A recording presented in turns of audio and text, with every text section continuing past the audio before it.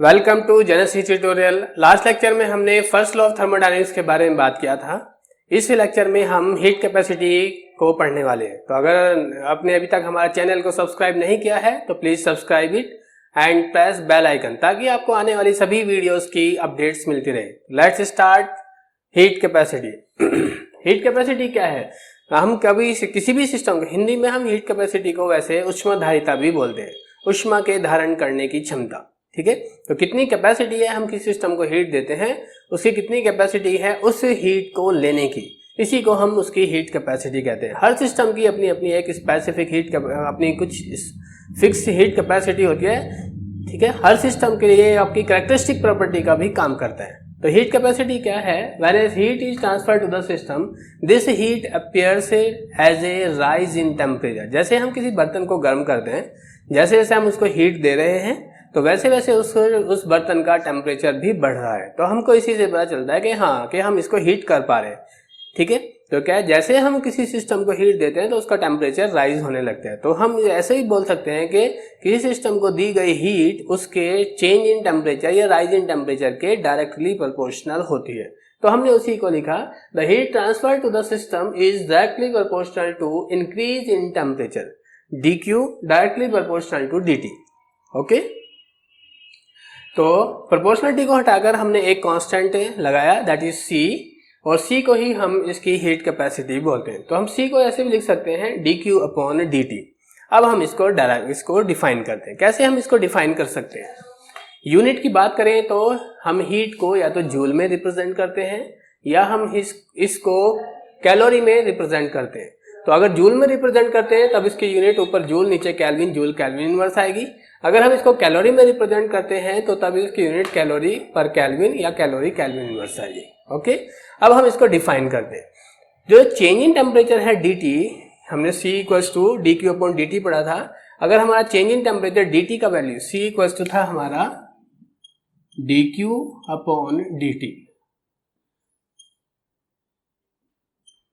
Okay, change in temperature अगर आपका dt का वैल्यू हमारा 1 केल्विन है या 1 डिग्री से, तो हमने 1 केल्विन या 1 डिग्री से क्यों अलग अलग बोला कि दोनों सेम क्यों है, जबकि ये दोनों की वैल्यू अगर हम एक पर्टिकुलर टेम्परेचर की बात करें 25 डिग्री सी, 25 डिग्री सी का केल्विन में वैल्यू 298 होता है। 273 हम ऐड कर देते हैं जब हम किसी डिग्री सी वाली वैल्यूज को केल्विन में कन्वर्ट करते हैं। तो मैंने 25 डिग्री सी को 273 ऐड करके 298 लिखा। ऐसे ही 26 डिग्री सी को हमने 273 ऐड करके 299 लिखा। दोनों का अगर हम डिफरेंस निकालें, dt क्या था? Change in temperature. दोनों का अगर हम डिफरेंस निकालें तो 1 केल्विन आएगा, या डिग्री सी में डिफरेंस निकालें तो 1 डिग्री सी आएगा। तो मैग्नीट्यूड में जब हम टेम्परेचर चेंज की बात करते हैं तो मैग्नीट्यूड में इनकी वैल्यू सेम होती है, लेकिन किसमें? आप चाहे यूनिट डिग्री सी की यूज करो या केल्विन की यूज करो, जब हम dt की फॉर्म में इसको रिप्रेजेंट कर रहे हैं तो। ओके, अब हम इसको डिफाइन करते हैं। If dt equals to 1 kelvin और 1 डिग्री सी, अगर dt का वैल्यू 1 हो जाएगा तो c का वैल्यू dq के इक्वल आ जाएगा। ठीक है, और c इक्वल्स टू dq हो जाएगा, या c dq को हमने कहा हम इसको q भी लिख सकते हैं या q के बराबर हो जाएगा, c इक्वल्स टू q। तो हम इसको इस तरह से डिफाइन कर सकते हैं कि ये क्या है, आपका अमाउंट ऑफ हीट है।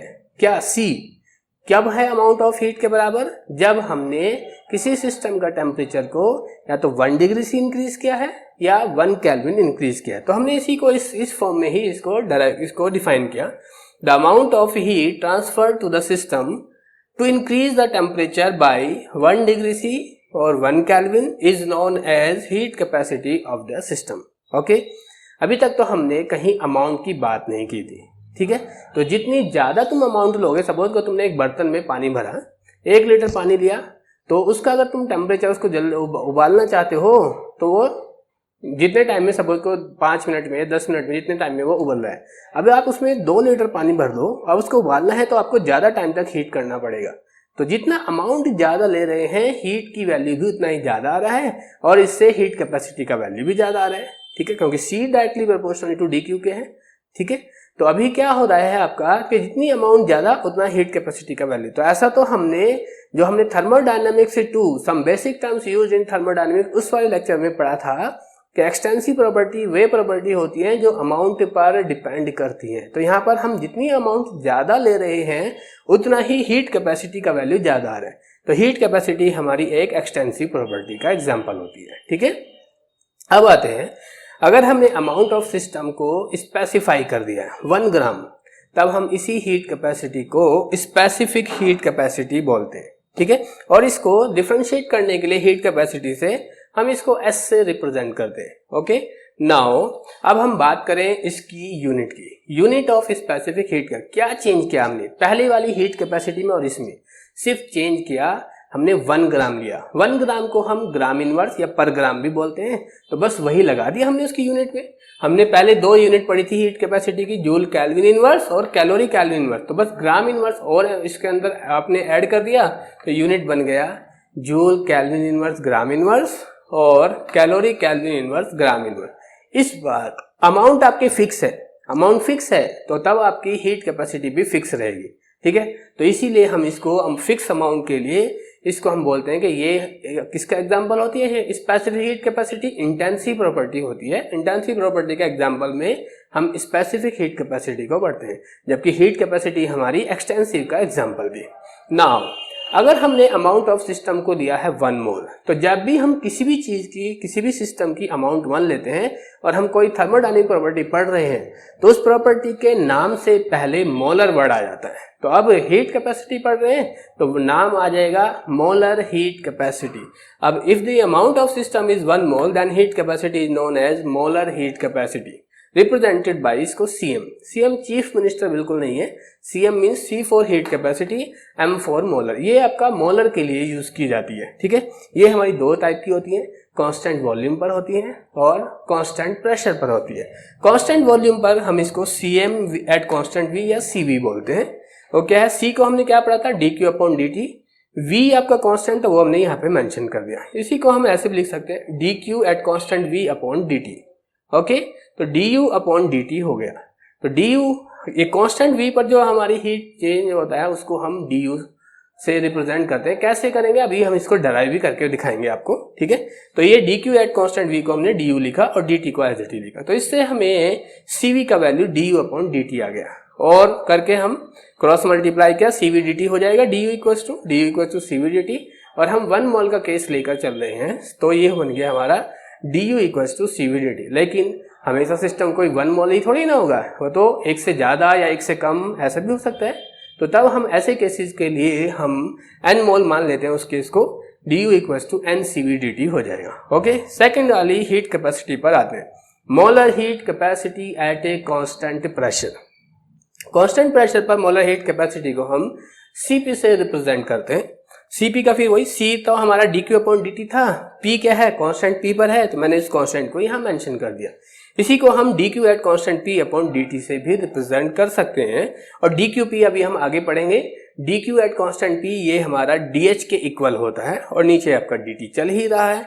तो अभी हम इसको अगर लिख सकते हैं Cp equal to dh upon dt, या क्रॉस मल्टीप्लाई करके लिख सकते हो dh equal to Cp dt। ये सब बात कर रहे थे हम 1 मोल के लिए, तो ये हुआ आपका 1 मोल के। लेकिन अगर आपको n मोल के लिए इसी को यूज करना हो, क्योंकि न्यूमेरिकल प्रॉब्लम्स हमारी n मोल के लिए भी आती है, तब हम इसको dh equal to n Cp dt for n mole की बात करेंगे। अब हमने कहा कि हमारे ये 2 हमने अभी डिस्कस किया था कि हम इन 2 को अभी डेराइव करने वाले हैं, तो अब हम इन दोनों को डेराइव करते हैं।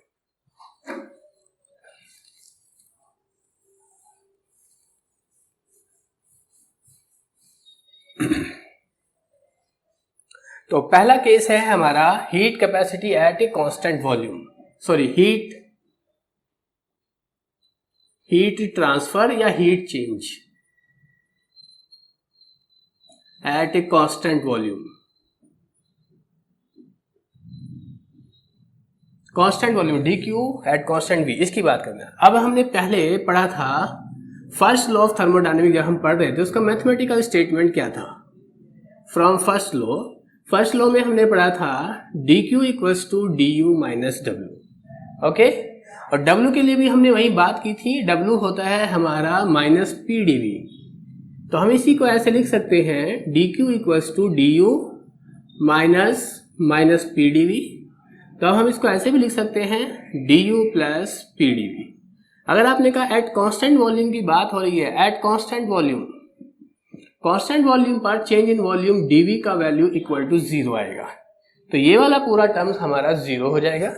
तो हम इसको ऐसे लिख सकते हैं dq इक्वल्स टू du के, कब, at a constant v, constant v पर। इस कांस्टेंट v को हम यहाँ मेंशन कर देते हैं इसके साथ, dq at constant v equals to du, यही हमने यहाँ यूज किया था, dq at constant v equals to du के। नेक्स्ट आते हैं, दूसरा आता है heat capacity at a constant pressure,